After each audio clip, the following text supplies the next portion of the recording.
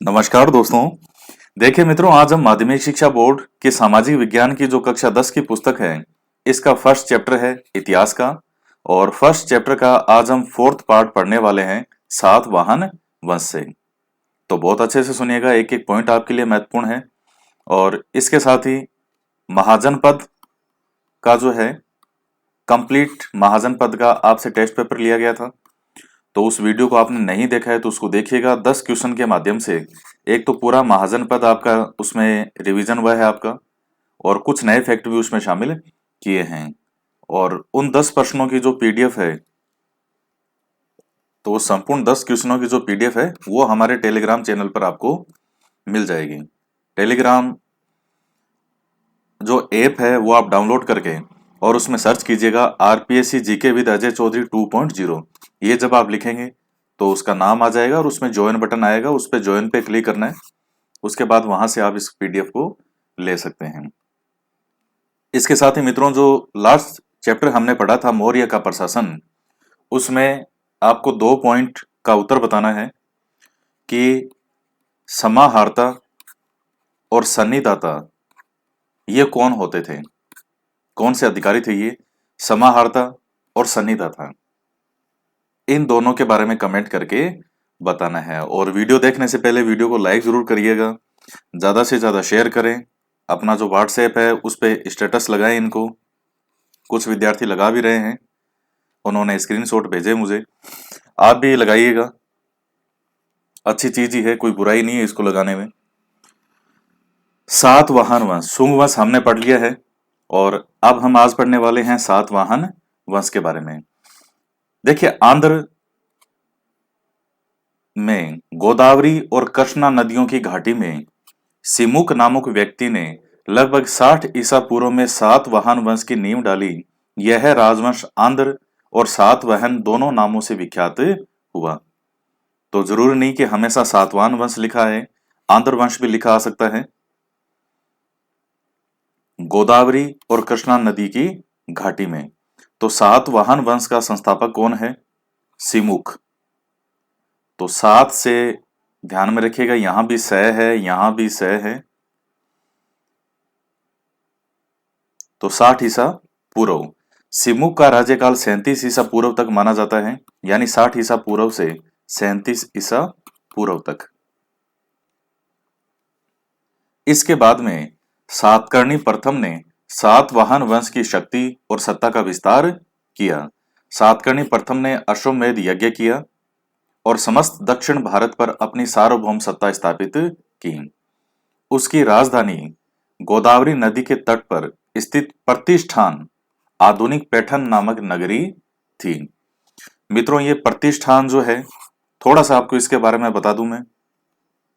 हमने जब ऊपर अश्मक जनपद पढ़ा था, अश्मक महाजनपद जो है कि दक्षिण भारत का एकमात्र महाजनपद, वो कौन सा था? अश्मक। ये भी पढ़ा था कौन सी नदी के किनारे? गोदावरी नदी के किनारे। जिसकी राजधानी हमने पोटन, पोटली, पाटेली, ये कई नाम पढ़े।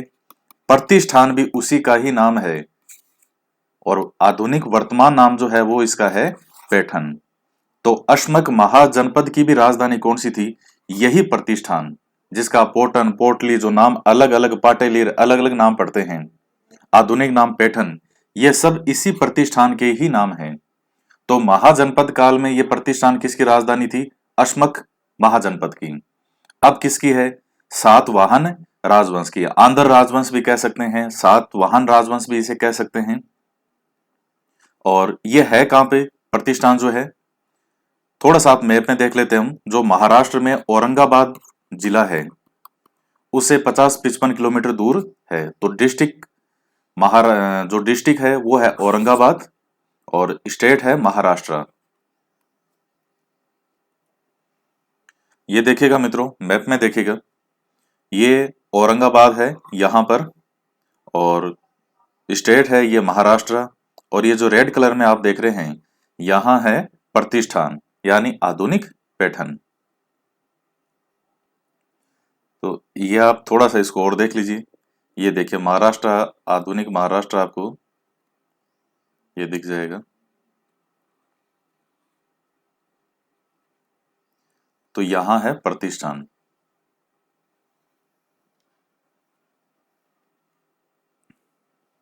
और ये मित्रों सातवाहन राजवंश का साम्राज्य है। ये आप देखिएगा, इसमें ये प्रतिष्ठान है, यहाँ ये रहा, यशमक लिखा हुआ है इस जगह, विदर्भ, उज्जैनी, अवंती, जो आप महाजनपद में जो आपने पढ़ा था, अवंती महाजनपद, जिसकी राजधानी उज्जैनी और महाजनपद जो वो महिष्मती पड़ी थी, तो वो ये अवंती है। ऊपर मालवा, सौराष्ट्र, गिरनार, जूनागढ़, भरूच, ये है नासिक, कल्याण, ये अमरावती है जो कि आंध्र प्रदेश की राजधानी है। एक अमरावती देखिएगा महाराष्ट्र में और है इधर, यहाँ अमरावती जो है ये आंध्र प्रदेश की राजधानी वाला अमरावती है, ये जो यहाँ लिख रखा है। तो ये सातवाहन का जो है ये साम्राज्य था, जिसमें आज का महाराष्ट्र तो है ही है, और ये साथ के थोड़े थोड़े कई स्टेट और भी हैं इसमें।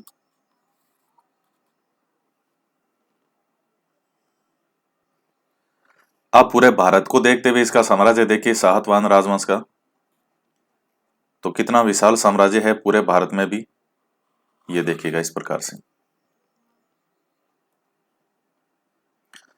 इसके बाद तो हमने राजधानी देख ली, गोदावरी नदी के तट पर जो है प्रतिष्ठान। सातकर्णी प्रथम की मृत्यु के बाद शकों के आक्रमण के फलस्वरूप सातवाहनों की शक्ति में ह्रास होने लगा और महाराष्ट्र में शक वंश का शासन आरंभ हुआ, जो कि पश्चिमी क्षत्रप वंश कहा जाता है। किसका शासन है? शकों का ही है। और सातवाहन के बाद में आपको बताया था मैंने, आपको जो ट्रिक बताई थी एक, हासी नमो, सुक्सा, सकू, से, तो सातवाहन के बाद में शक। सातवाहन वंश के 23वें शासक गौतमी पुत्र सातकर्णी ने पश्चिमी क्षत्रपों की शक्ति को नष्ट करके पुनः अपने वंश की शक्ति, समृद्धि और सत्ता स्थापित की।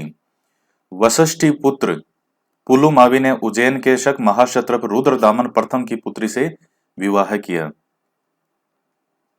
ये रुद्रदामन प्रथम कौन था? तो ये शकों का ही था, महाक्षत्रप रुद्रदामन। रुद्रदामन ने उससे वह समस्त भूभाग छीन लिया जिसे उसने पश्चिमी क्षत्रपों को पराजित करके जीता था।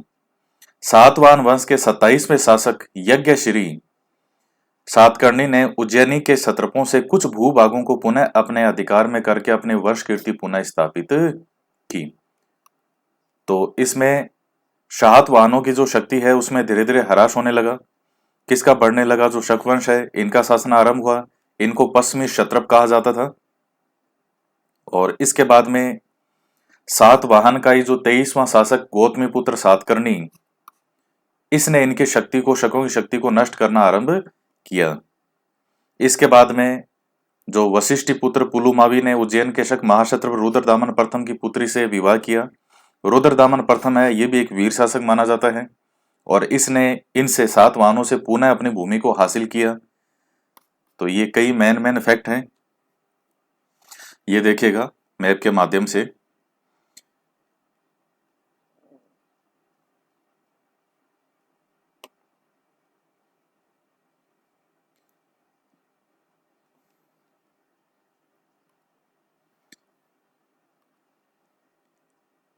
ये सातवाहन जो एम्पायर है,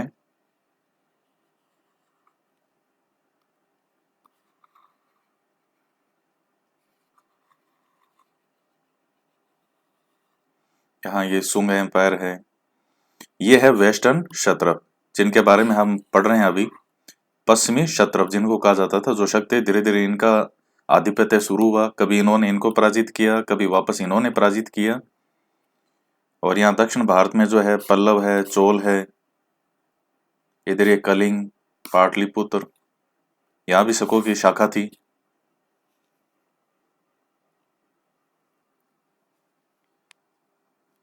इसके बाद है यज्ञश्री ने कई प्रकार की मुद्राएं चलाई, जिनमें से कुछ पर जलपोत भी अंकित है। जलपोत मतलब जहाज बने हुए हैं उनपे। ये मित्रों सिक्के हैं सातवाहन काल के सिक्के।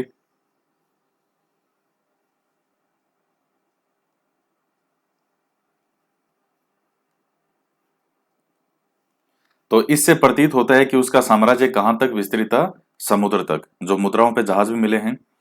इस वंश के सभी शासक हिंदू धर्म के अनुयायी थे। उन्होंने वैदिक यज्ञों और समाज में वर्णाश्रम व्यवस्था को प्रतिष्ठित किया और विदेशी यवनों और शकों से संघर्ष करते रहे। उन्होंने बौद्ध तथा जैन विहारों तथा उपाश्रयों को भी प्रभुत अनुदान दिए। उनके शासनकाल में वाणिज्य, व्यापार, कृषि, अन्य उद्योगों को विशेष प्रोत्साहन मिला। चांदी, तांबे, शीशे और कांसे की मुद्राओं का विशेष प्रचलन हुआ। उन्होंने ही सर्वप्रथम ब्राह्मणों को भूमि अनुदान यानी अग्रहार, तो भूमि अनुदान क्या कहा गया, अग्रहार देने की प्रथा प्रारंभ की। सबसे पहले ब्राह्मणों को भूमि अनुदान, तो ये सातवाहनों ने किया शुरू। सातवाहन राजाओं ने पश्चिमी दक्कन में अनेक चैत्य तथा विहार बनवाए, जिनमें कारले का जो चैत्य है वो है सुप्रसिद्ध। 40 मीटर लंबा, 15 मीटर ऊंचा यह चैत्य वास्तुकला का अद्भुत उदाहरण है। तो चैत्य जो इनके पूजा करने के स्थल होते थे, विहार होते थे रहने के स्थान, जो है विहार मतलब जो रहने के स्थान थे, चैत्य इनके पूजा स्थलों को कहा जाता था। तो इसमें कारले का जो चैत्य है वो सबसे ज्यादा प्रसिद्ध है। 40 मीटर लंबा, 15 मीटर ऊंचा। तो ये आपका सातवाहन वंश जो है ये कंप्लीट हो गया। मेन फैक्ट आ गए इसमें। अब हम पढ़ने वाले हैं गुप्त साम्राज्य के बारे में। अब आता है गुप्त साम्राज्य। कब से कब तक है? 275 ईस्वी से लेकर के 550 ईस्वी तक। देखिए सातवाहन वंश है वो लगभग जो है 60 ईसा पूर्व से आप सातवाहन वंश को देखते हैं। और कुषाण जो सत्ता है उत्तर भारत में वो 230 ईस्वी के लगभग जो है वो समाप्त हो जाती है। तब मध्य भारत का एक बड़ा भूभाग शक मुरंडों के शासन में आ गया, जो कि 250 ईस्वी तक शासन करते रहे। उसके बाद 275 ईस्वी में गुप्त वंश अस्तित्व में आया। इस वंश का संस्थापक था वो श्रीगुप्त था। समुद्रगुप्त ने स्वयं को प्रयाग प्रशस्ति में श्रीगुप्त का प्रपौत्र कहा है। श्रीगुप्त के बाद घटोत्कच गुप्त शासक हुआ, इसकी उपाधि महाराज थी। तो ये आप ध्यान में रखें इस पॉइंट को कि एक तो गुप्त साम्राज्य का जो कार्यकाल है वो आपको लगभग ध्यान में रखना है, 275 से 550 ईस्वी तक। और गुप्त साम्राज्य का संस्थापक कौन माना जाता है? वो है श्रीगुप्त।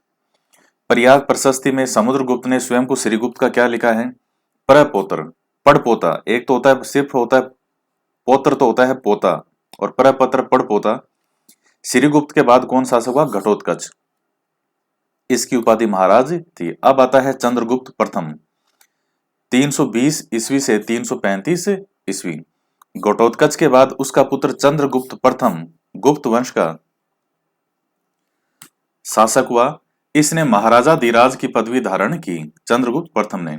उसने लिच्छवी राजकुमारी जो लिच्छवी वंशजा थी कुमार देवी से विवाह किया।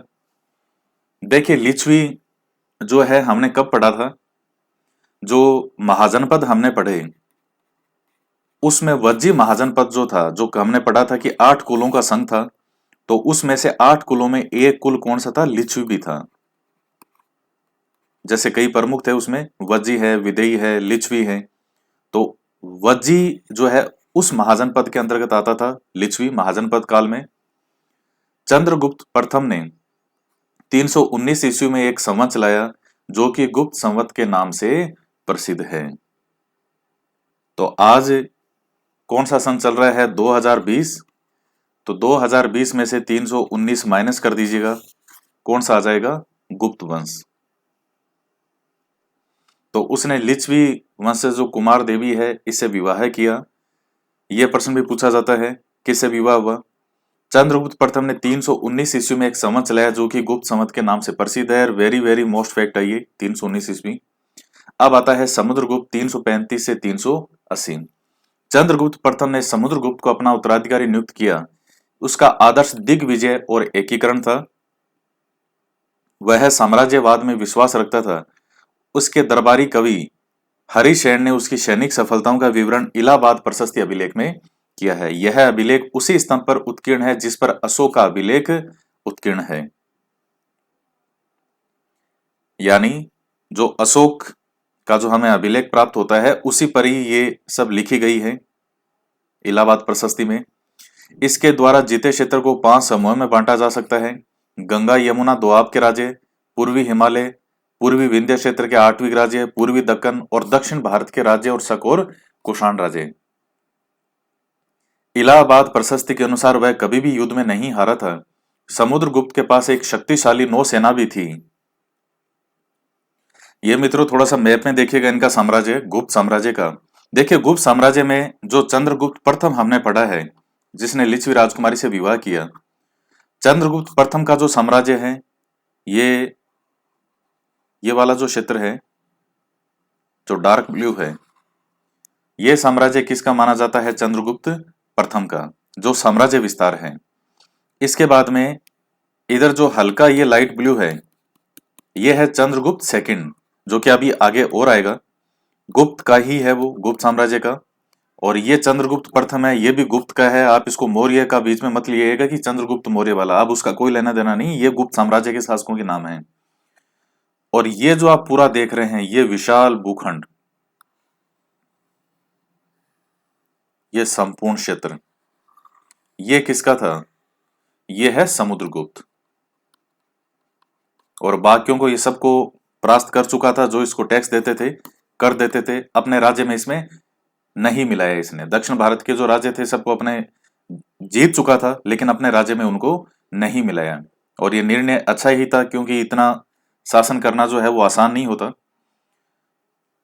तो ये आप ध्यान में रखें कि समुद्रगुप्त का साम्राज्य जो है वो कितना विशाल है।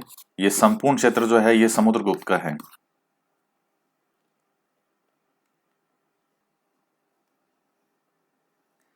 और समुद्रगुप्त के पास में एक शक्तिशाली नौसेना भी थी।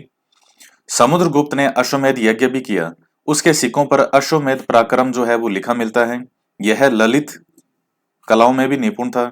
उसे कविराज भी कहा गया है। यह वीणा बजाता था, संगीत में भी निपुण था। एक सिक्के पर उसकी आकृति वीणा बजाती हुई प्राप्त हुई है। वह विष्णु का भगत था, परंतु दूसरे धर्मों का भी समान रूप से आदर करता था। तो ये समुद्रगुप्त के विषय में मैन जो है वो फैक्ट है। भारत का नेपोलियन भी कहा जाता है समुद्रगुप्त को। अब आता है चंद्रगुप्त द्वितीय, 380 से 412 ईस्वी। चंद्रगुप्त द्वितीय जो है ये समुद्रगुप्त का पुत्र था। उसका नाम देवराज और देवगुप्त भी मिलता है। उसने अपने साम्राज्य को विवाह संबंधी और विजयों द्वारा बढ़ाया।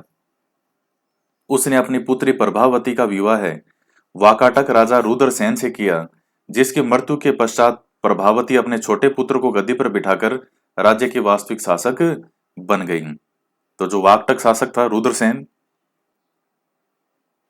मित्रों ये जो वाकटक, आपके दिमाग में आएगा कि वाकटक कहाँ है, कौन सा राज्य है। तो आपको मैप में जो कुछ समय पहले सातवाहन वंश का जो क्षेत्र बताया था, वही सातवाहन वंश का जो क्षेत्र है वही क्षेत्र लगभग बाद में किसका था? वाकटक साम्राज्य का। सातवाहन का धीरे धीरे जब पतन होने लग जाता है, तो सातवाहनों के पतन के पश्चात और चालुक्य वंश के उभरने से पहले बीच में जो यहाँ शासन है वाकटक साम्राज्य का था। और इनकी राजधानी वाकटकों की जो है उस टाइम वासिम थी। ये भी महाराष्ट्र जिले में ही है, महाराष्ट्र स्टेट में वासिम जिला है वहां। तो वही क्षेत्र है जो कि सातवाहन का था, और वही पूरा पूरा क्षेत्र लगभग किसका है? वाकटक साम्राज्य का। सातवाहन समाप्त हो गए, इसके बाद यहां वाकटक साम्राज्य का उदय हो गया। तो ये पॉइंट बहुत महत्वपूर्ण है कि उसने अपनी पुत्री प्रभावती का विवाह वाकटक राजा रुद्रसेन से किया था, जिसकी मृत्यु के पश्चात प्रभावती अपने छोटे पुत्र को गद्दी पर बिठाकर राज्य की वास्तविक शासक बन गई। चंद्रगुप्त द्वितीय ने पश्चिमी मालवा में गुजरात को भी जीता। उज्जैन को उसने अपनी दूसरी राजधानी बनाई। ये पॉइंट आपके लिए महत्वपूर्ण हो गया। शक विजय के पश्चात उसने विक्रमादित्य की उपाधि धारण की। तो ये सब आपके रीट में, पटवार, पुलिस में इस हिसाब से बहुत महत्वपूर्ण है। तो अब ये चंद्रगुप्त द्वितीय में से आप में से एग्जाम में क्वेश्चन पूछेगा किस हिसाब से, थोड़ा सा वो देखिए। आपसे क्वेश्चन ऐसा पूछ सकता है कि गुप्त साम्राज्य के किस शासक का नाम देवराज या देवगुप्त भी मिलता है? तो चंद्रगुप्त सेकंड, किसका पुत्र था? समुद्रगुप्त का। यह प्रश्न भी पूछ सकता है कि चंद्रगुप्त द्वितीय की कौन सी पुत्री का विवाह है वाकटक राजा रुद्रसेन से हुआ? तो वह है प्रभावती। और इसके बाद में उज्जैन को अपनी दूसरी राजधानी बनाई किसने? चंद्रगुप्त द्वितीय ने। विक्रमादित्य की उपाधि धारण किसने की? चंद्रगुप्त द्वितीय ने। तो ये सब क्वेश्चन बनते हैं इसके। चंद्रगुप्त द्वितीय के बाद में बनता है कुमारगुप्त महेंद्रादित्य 414 से 455 ईस्वी तक। चंद्रगुप्त द्वितीय के पश्चात उसका पुत्र जो है कुमारगुप्त शासक बना। कुमारगुप्त को ही नालंदा विश्वविद्यालय का संस्थापक माना जाता है। नालंदा विश्वविद्यालय है कहां पे? नालंदा बिहार में है। तो कौन था इस विश्वविद्यालय का संस्थापक? कुमारगुप्त। था किसका पुत्र? चंद्रगुप्त द्वितीय का। उसका राज्य सौराष्ट्र से बंगाल तक फैला था। सौराष्ट्र मतलब ये इधर गुजरात से लेकर के बंगाल तक। उसने राज्य के अंतिम दिनों में उसे पुष्यमित्र के विद्रोह का सामना करना पड़ा। अब आता है स्कंदगुप्त 455 से 467 ईस्वी तक। स्कंदगुप्त ज्येष्ठ पुत्र न होते हुए भी राज्य का उत्तराधिकारी बना। जूनागढ़ अभिलेख द्वारा यह ज्ञात होता है कि स्कंदगुप्त ने मौर्यों द्वारा निर्मित सुदर्शन झील का जीर्णोद्धार करवाया। तो जूनागढ़ अभिलेख गुजरात से प्राप्त हुआ, जिसका स्कंदगुप्त ने, यह स्कंदगुप्त है गुप्त राज्य का, मौर्यों द्वारा निर्मित सुदर्शन झील का क्या करवाया? जीर्णोद्धार करवाया। देखिए मित्रों, इस मैप में अभी जो हमने पढ़ा सौराष्ट्र से बंगाल तक कुमारगुप्त का शासन था, तो सौराष्ट्र में ये सारा गुजरात से यहां से लेकर के और पूरा ये बंगाल तक किसका शासन था? कुमारगुप्त का। और दक्षिण भारत में उस समय समुद्रगुप्त रहे। इनके समय और कौन से राजवंश थे? पल्लव राजवंश है, जैसे चोल है, पांडेय है, ये श्रीलंका है ही। तो जीर्णोद्धार करवाया था स्कंदगुप्त ने। जूनागढ़ अभिलेख में इस बात का उल्लेख है कि सिंहासन पर बैठने के समय स्कंदगुप्त को मलेच्छों के रूप में कुख्यात हूणों से जूझना पड़ा था।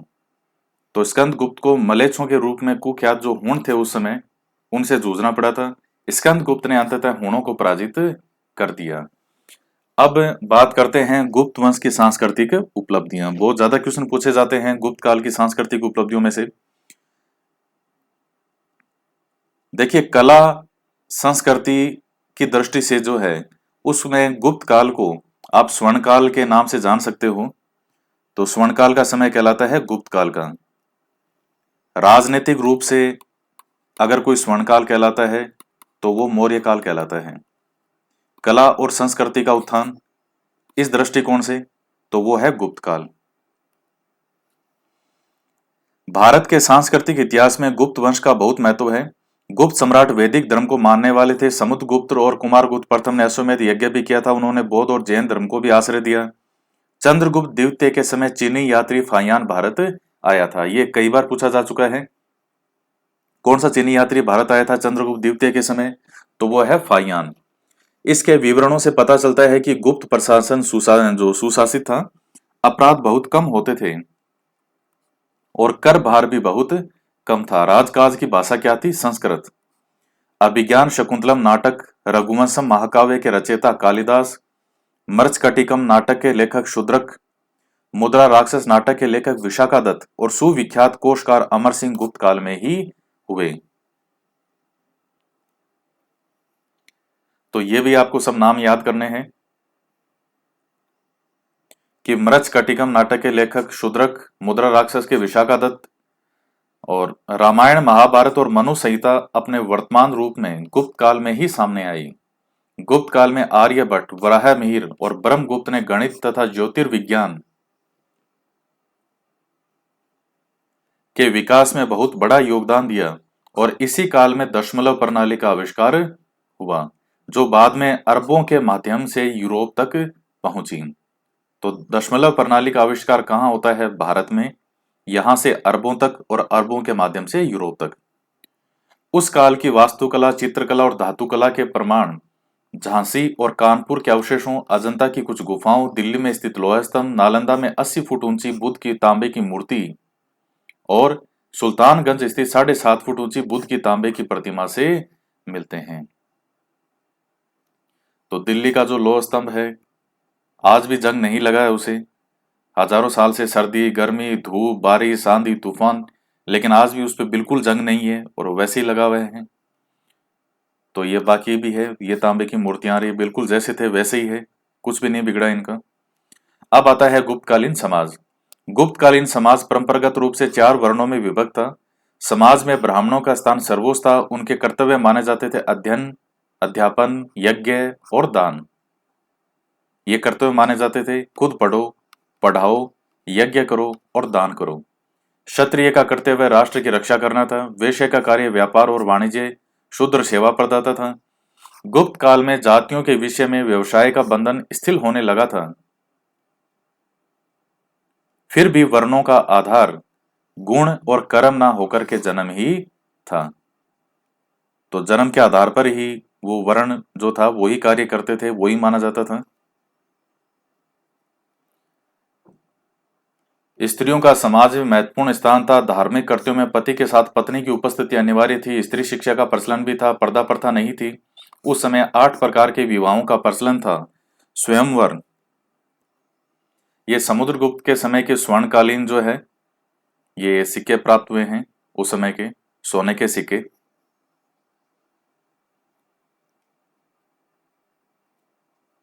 और ये जो चंद्रगुप्त द्वितीय था, विक्रमादित्य जिसने कि विक्रमादित्य की उपाधि धारण की थी, उसके द्वारा प्रचलित सोने की मुद्राएं हैं। प्योर गोल्ड होता था ये, शुद्ध सोना।